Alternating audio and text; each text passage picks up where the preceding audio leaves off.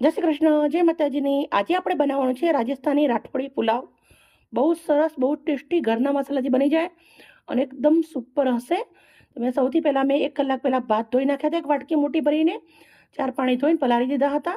એક ટામેટું લીધું છે મોટું, એક મોટી ડુંગળી છે એને લાંબી કટ કરી લીધી છે, આદુ મરચાં લીધા છે, એક કૂટીને પેસ્ટ બનાવી લઈ લીધી છે એક મોટી ચમચી, એક નાની વાટકી એવા ધાણા છે, 2 નંગ બટાકા છે, સરસ મજાના સમારીને ધોઈ લીધા છે, ગાજર છે એને પણ સમારીને ધોઈ લીધેલું છે, લીલા ચણા ખોલ્યા છે એકદમ સરસ મજાના.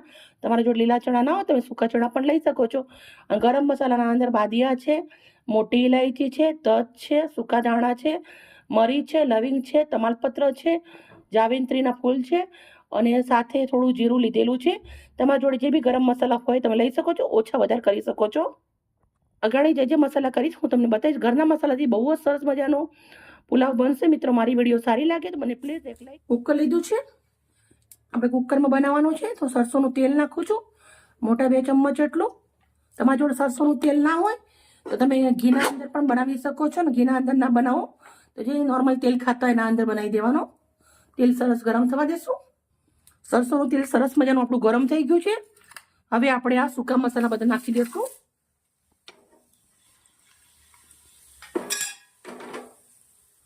પુલાવ ભલે રાજસ્થાની છે પણ આપણે ગુજરાતી છીએ તો થોડીક એવી રાઈ નાખી દેશું. સાથે આપણે હિંગ નાખીશું અડધી ચમચ. સૂકા મસાલા સરસ ફૂટી ગયા છે. આપણે આદુ, લસણ અને ડુંગળી નાખીશું. આદુ લસણ મેં વાટી લીધા છે, ઘાટ લસણ હતી અને એક આદુનો ટુકડો મેં વાટી લઈ લીધા છે અને મોટી નવી એક ડુંગળી લાંબી સમારી લીધી છે. હવે સરસ મજાનું ડુંગળીને શેકાવા દેશું. ડુંગળી સરસ લાલ થઈ ગયા પછી આપણે ચણા નાખવાના છે. ડુંગળી આપણી સરસ લાલ થવાઈ ગઈ છે. સાથે આપણે લીલા ચણા નાખી દઈશું અને ગાજર નાખી દઈશું.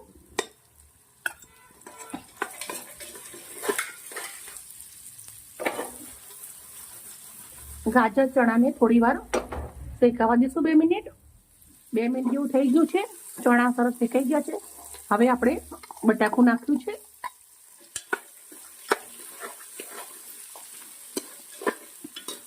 મિત્રો, પુલાવ તો તમે ઘણી બધી જાતના ખાધા હશે પણ જેવી રીતના હું બનાવું છું એવી રીતના તમે એકવાર જરૂરથી પુલાવ બનાવજો.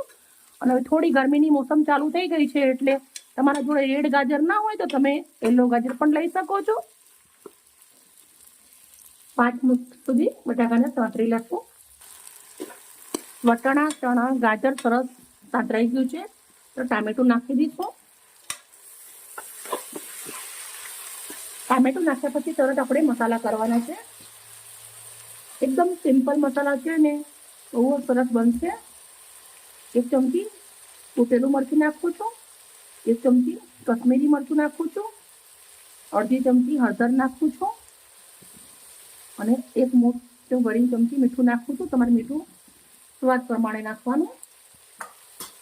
હવે આપણે સરસ મજાના મસાલાને શાકભાજીના અંદર મિક્સ કરી દઈશું. તમે જોઈ શકો છો સરસ મજાનું મિક્સ થઈ ગયું છે. તો સાથે આપણે ભાત પલાળેલા હતા એ નાખી દઈશું.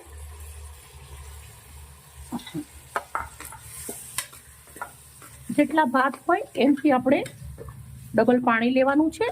પણ આપણે ભાતને મસાલા સાથે 5 મિનિટ થોડા સંતરાવા દેશું. ભાત સરસ સંતરાઈ ગયા છે. હવે આપણે પાણી નાખવાનું છે. જેટલા ભાત હોય એનાથી ડબલ પાણી નાખવાનું. થોડું એવું હલાવી લેશું. કુકર બંધ કરી દેશું અને 3 સીટી મારી દેશું. ભાત, પુલાવ, ખીચડી બનાવો હંમેશા વાસણ મોટું લેવાનું જેથી કરીને સરસ મજાનું બને. 3 સીટી પછી ખોલીશું. 3 સીટી પડી ગઈ છે. હવે આ હવા અંદર ભરેલી છે તો ખાલી 5 મિનિટ ઠંડુ પડવા દેશું. કુકર ઠંડુ પડી ગયું છે અને હવે આપણે હવા નીકાળી દીધી છે તો હવે ચેક કરશું.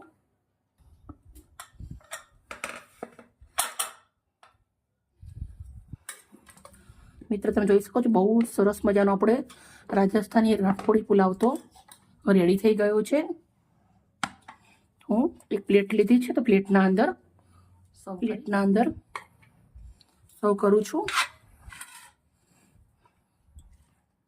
બનાવ્યા તો મિત્રો ઘણા બધા છે, પણ આવી રીતના પ્લેટના અંદર હું સર્વ કરીશ. સાથે એક મસ્ત મજાનું કાઠિયાવાડી દહીં વઘાર પણ સર્વ કરવાની છું.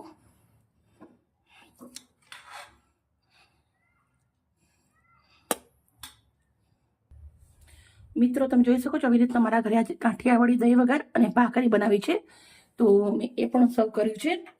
અને રાજસ્થાનના અંદર હંમેશા ભાત જોડે આવી રીતના પુલાવ જોડે દહીં સર્વ થાય છે, તો દહીં લીધું છે. દેશી ગાયનું ઘી નાખું છું થોડું.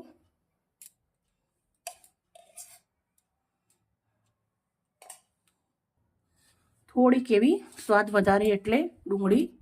રાજસ્થાની રાઠોડી પુલાવ બનાવીને રેડી કરી દીધો, સર્વ કર્યો છે. કેટલો સુપર લાગે છે મિત્રો. તમે એકવાર બનાવીને ખાશો તો આના દીવાના બની જશો. ઓકે મિત્રો, બાય બાય મિત્રો. કાલે આવીશ નવી રેસીપી સાથે. મારી રેસીપી તમને સારી લાગતી હોય તો પ્લીઝ મને એક લાઈક કરજો. Okay, bye bye.